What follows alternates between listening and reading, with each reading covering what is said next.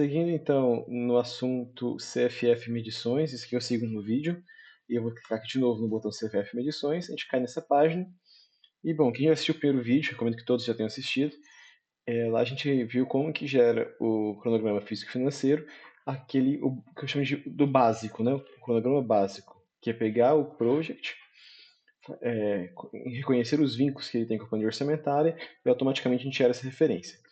E aí acontece, se eu nesse momento clicar aqui, vai aparecer para mim exatamente o mesmo cronograma físico-financeiro que a gente viu no final do vídeo anterior.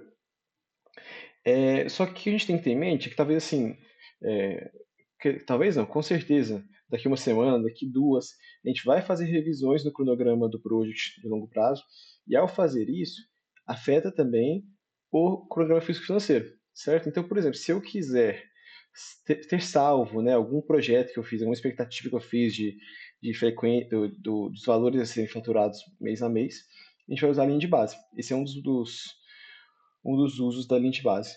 E existem outros que a gente pode licitar aqui, por exemplo, às vezes o coordenador ele quer ter mais um controle na mão mesmo de quanto vai ser medido em cada momento, não ficar dependendo de um cálculo automático. Ou então o coordenador pode entender que o cálculo automático está desviando muito da realidade da obra. Né? Outros casos, por exemplo, tem obras em que os valores a serem medidos são fixos, não dependem muito do desenvolvimento físico da medição. Né? Então, é interessante ter alguma linha de base que seja essa referência e, paralelamente, a gente faz do avanço físico da obra. Tá? Então, só para dar uma noção geral, mas vamos abrir aqui então para a gente dar uma olhada.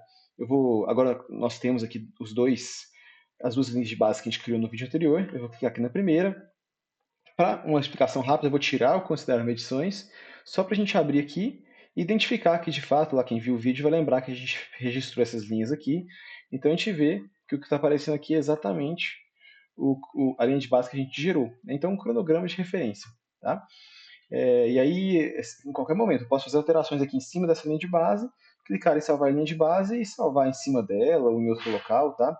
O importante é que a gente tenha esses 5 campos, essas cinco caixas que vão guardar os valores das linhas de base. Tá? E agora eu vou falar de medição. Para fazer isso, vamos voltar aqui. Eu vou abrir de novo essa mesma linha de base, só que eu vou clicar em considerar medições. Tá?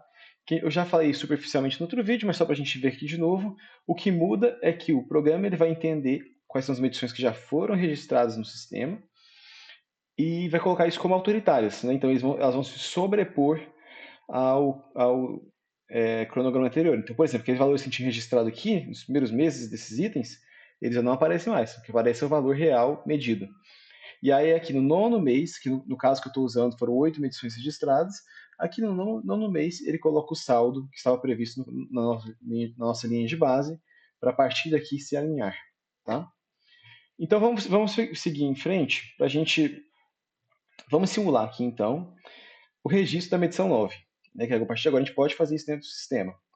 Então, a gente tem aqui as datas de início e de fim, né? Então, essa medição 9 ela é referente aos serviços realizados de 26 de abril a 25 de maio. Então, é bom lembrar que essas datas aqui não são datas de fechamento da fatura, não são datas de aprovação do contratante, não são datas de pagamento, é data de aferição do serviço. Tá? Então, estou chegando aqui perto do dia 25, acabou de passar o dia 25 de maio, e eu vou registrar as medições do dia 9. O que eu vou fazer? Se eu fosse coordenador, eu faria tudo exatamente por essa página. Eu acho que é muito, muito prático. O que eu acho que o mais normal da gente fazer, o que eu faria, seria clicar aqui, mudar a visualização duas vezes e chegar aqui nas quantidades. Né? E por quantidades eu posso jogar para a esquerda, jogar para a direita e vendo o que está sendo previsto em cada mês. E aí, se por exemplo, vamos pegar logo esses itens aqui, vamos pegar aqui itens de serviço mesmo. Aqui, vamos pegar essa limpeza geral aqui, por exemplo. Esses itens aqui. Né? Vamos supor que aqui está prevendo 435 e eu falo, não vou executar 435, vou executar 250. Tá? E aqui embaixo vamos dizer que foi a mesma coisa, 250. E aí o que vocês podem perceber que já está acontecendo, está sendo pintado aqui no canto esquerdo algumas células em amarelo. Por quê? Quando eu alterei esses valores, os totais dos meses não igualam o total do item. Ou seja, aquela quantidade que eu reduzi aqui, eu tenho que compensar em algum lugar. Tá? Então, esse eu sugiro ser o momento, quando você está fazendo a medição, já começar a projetar, mesmo que não seja com perfeição, projetar como é que sua obra está se desenvolvendo. Então, talvez assim, aqui vai ser um 150, aqui 150, aqui 100, e o saldo, e o saldo vai ficar aqui para o mês 13. Aí, só lembrando, a gente tem aquela função que tinha lá já no Planeja FF, de se eu quiser calcular o saldo, eu vou na célula em que eu quero botar o resto que está faltando para zerar aqui e dou um clique duplo. Dei um clique duplo e automaticamente ele colocou aqui o valor que eu precisava, tá bom? E aqui eu vou colocar a mesma coisa, 150, 150, 100 e o saldo aqui, tá bom? E aí, se eu quisesse mudar, né, vamos supor que isso aqui vira 100, aqui mudou, eu vou dar um clique duplo aqui, 82,68, tá bem? Então, acho que ajuda bastante. E também estando nessa página, né, qualquer momento, que às vezes a gente está colocando as quantidades, mas para a gente entender de fato o que está ocorrendo, é bom ver o valor em reais, né? Então, eu vou lá mudar a visualização de novo, e aí eu vejo o valor. Falar assim, sim, é isso mesmo, faz sentido. Tá? Então, acho que essa página aqui é muito prática.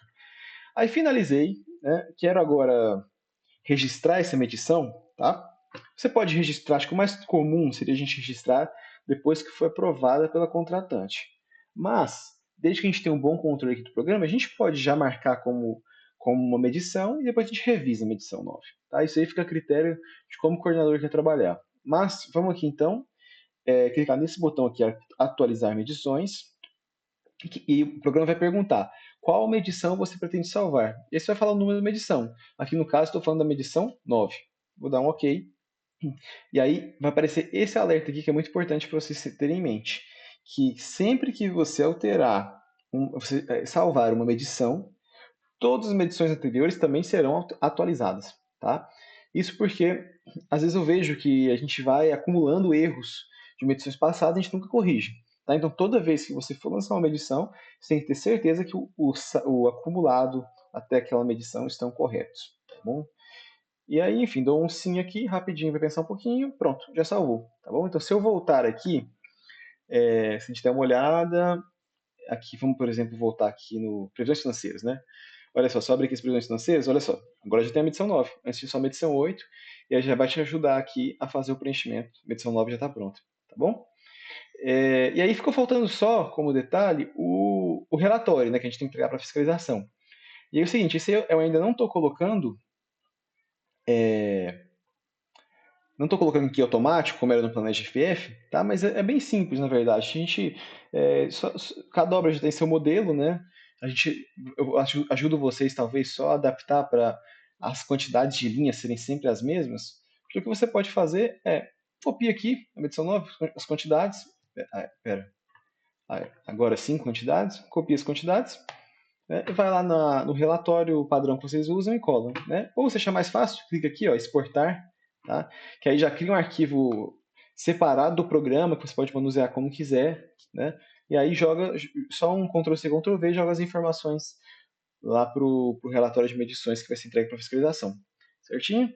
Então é isso, acho que eu falei tudo e qualquer dúvida, claro, estou à disposição.